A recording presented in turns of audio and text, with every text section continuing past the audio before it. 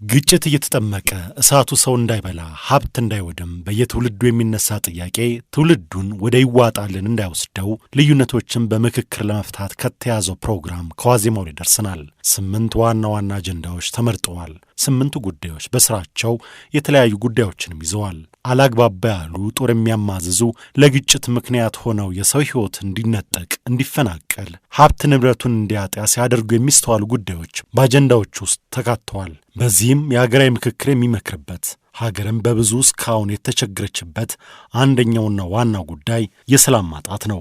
የሰላም ግንባታ ጉዳይ ይህም በአጀንዳነት ተይዟል። የግጭት መንስኤዎችና የአፈታት መንገዶች፣ ግጭቶችና መሳሪያ ያነሱ አካላትን በሚመለከት የዘላቂ ሰላም መሰረቶች፣ የእርቅና ይቅርታ ጉዳይ፣ የተኩስ አቁምና የሰላም ስምምነቶች፣ ሌሎችም በዚህ አጀንዳ ዙሪያ የሚመክርባቸው ናቸው። በእነዚህ ጉዳዮች ላይ ተመካክሮ ሰላም ለማምጣት የነበሩ ልምምዶች ምን ይነግሩናል? አሁንስ ምን መደረግ አለበት? የታሪክና የጂኦግራፊ ተመራማሪውን ዶክተር ኤልያስ አቢሻክርን ጠይቀናቸዋል። የሰላምና የጸጥታ የግጭት ጉዳዮች የመፈታት ዕድላቸው እንዴት ይታያል ያልናቸው ዶክተር ኤልያስ ምክክሩ እንደሚሳካ ያላቸውን እምነት ገልጸው ይህንን አስረድተዋል። እኔ ብዙ ሀገር አጥንቻለሁ። መዓት ምልህ ግጭት የሌለበት ሀገር አይቼም አላውቅም። አሜሪካንን ተመልከተን፣ በሲቪል ወር ነው የተመሰረተው ሀገራቸው። የፈለግከውን ሀገር ብትሄድ ይሄ ችግር አለ። አሁን ምንድን ነው እኛ አንድ ችግር አለብን ባይነኝ እኔ በተለይ ፖለቲካ ከገባ ጀምሮ እንግዲህ ደርግ ነው ፖለቲካን በደንብ ያስገባው። አፄ ኃይለ ሥላሴ ጊዜ ፖለቲካ የሚባል ነገር አልነበረም። ንጉሱ ብቻ ነበሩ ስለ ፖለቲካ ማወሩ እንጂ ምንም ነገር መብት አልነበረም በሀገሩ። አሁን ደርግ መጣ፣ ጨቋኝና ተጨቋኝ የሚል ነገር አመጣ። ወዛደር አርሶ አደር ተባለ ምን አለ እና ምንድነው ያ አጀማመሩ በጣም በመጥፎ ሁኔታ ነው የተጀመረው። ማለት ደርግ እንትኑን የፖለቲካ ምህዳሩን ከፈተና የተለያዩ ግራ ዘመም ፓርቲዎች ተመሰረቱ። የሀፓ፣ መኢሶን፣ ኢጫት፣ ሰደድ ወዘተ ብዙ ፖለቲካ ፓርቲዎች ተመሰረቱ እና ያኔ ቀጥታ ምንድነው ችግሩ? ሁሉንም ነገር በክርክር አለ። ክርክር ካላዋጣ በአመት ቀጥታ ነውጥ እና ጠመንጃ በማንሳት ነገሩን መፍታት። ይሄ ነገር እንደ ባህል ሆኖ ሲቀጥል ያው እንግዲህ ኢህአዴግም ሲመጣ በጠመንጃ ነው የመጣው።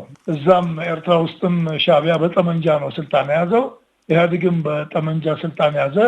የይስሙላ ዴሞክራሲ መሰረተ። ምርጫው እየተጭበረበረ ሲሄድ ተስፋ ትቆርጥና ምንድነው ሌላ አማራጭ የለም፣ ጠመንጃ ታነሳለህ። ይሄ ሲወርድ ሲዋረድ እንደ ባህል ሆነና ቁጭ አለ።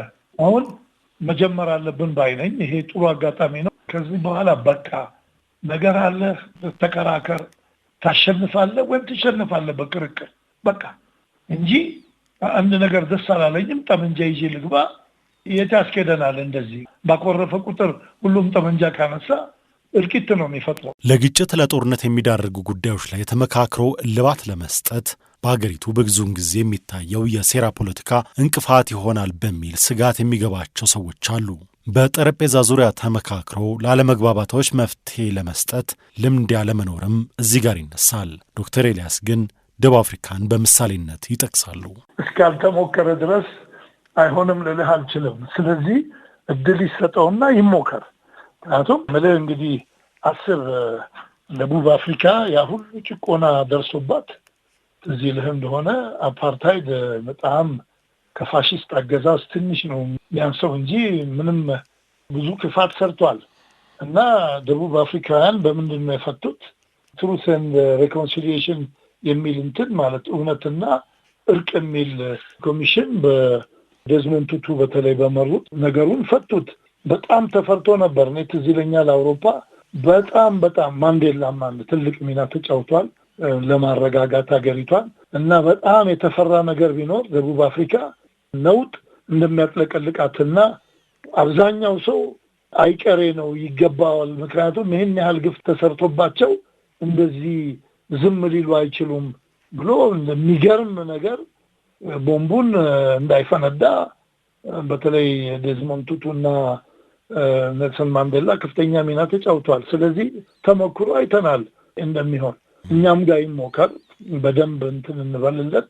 እንሳተፍ እና እኔ እርግጠኛ ነኝ ወደ መግባባት እንመጣለን። ጦረኝነት፣ ጦረኛ አስተሳሰብ የህብረተሰቡ አንዱ መገለጫ ተደርጎ ይነሳል። ገዳይ መሆን በዘፈን በግጥም ሲሞገስ ይሰማል።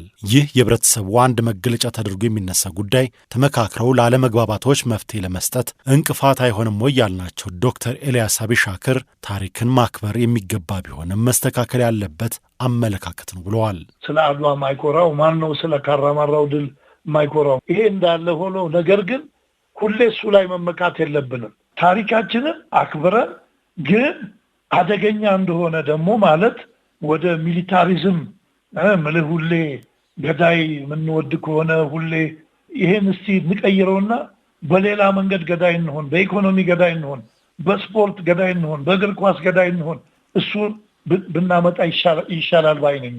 አንዳንድ ጉዳዮች ምክክር እየተደረገባቸው ዓመታት ሊወስዱ ይችላሉ። ስለዚህም አሁን ላሉ ሁሉም ችግሮች በአንዴ ውይይት ተደርጎ ወዲያው ስምምነት መፍትሄ ላይ መድረስ እንደማይቻል ዶክተር ኤልያስ አስታውሰዋል። አንዱ ትልቅ ነገር ዲፕሎማሲ ለምን ተፈጠረ የሚባለው ይሄ እኮ ነው። ወዲያው በጠመንጃ ማትፈታውም በድርድር ፈታው እና ቀስ ብለህ ከሰጠው ያ ነገር ሊፈታ ይችላል። ምንም መቸኮል አያስፈልግም። ወቅቱ ላይሆን ይችላል። እንዳልኩ ነገር ይበስላል፣ ነገር ይሻሻላል፣ ይለወጣል። ከዛ በኋላ ያ ነገር መፍትሄ ይገኝለታል ማለት ነው። በ8 ዋና ዋና አጀንዳዎች የተከፈለው የሀገራዊ ምክክር ከ2 ሳምንት በኋላ ይጀምራል። አጀንዳዎቹ ከ200 ሺህ በላይ ከሆኑ ተሳታፊዎች የተሰበሰቡና ለዋናው ምክክር ጉባኤ የተመረጡ መሆናቸው መነገሩ ይታወሳል።